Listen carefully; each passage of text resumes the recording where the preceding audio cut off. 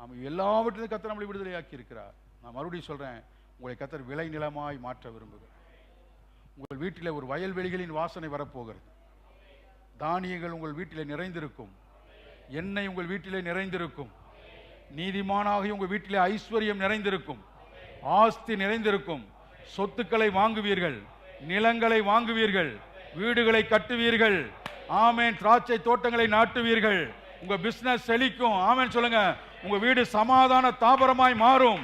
உங்கள் வீடுகளிலே சமாதானம் ஒரு நதியை போல நிரம்பும். சுகத்தினாலே நிரப்பப்படுவீர்கள். ஆரோக்கியம் உண்டாகும், வெற்றி உண்டாகும், ஜெயம் உண்டாகும். ஒரு வயல்வெளிகளின் வாசனை, ஆசீர்வாதம். நீதிமான் உங்கள் சிரசின் மீது ஆசீர்வாதம் தங்கும். ஏன்னா நீங்க நீதிக்கென்று விதை விதைங்கன்னு சொல்றாரு பாருங்க. தேவனுடைய ராஜ்யத்திற்காக வாழும்படியாய் நீங்கள் அழைக்கப்பட்டவர்கள். தேவனுடைய ராஜ்யத்தை கட்டும்படியாய் நீங்கள் அழைக்கப்பட்டவர்கள். ஆமென், ஆமென்.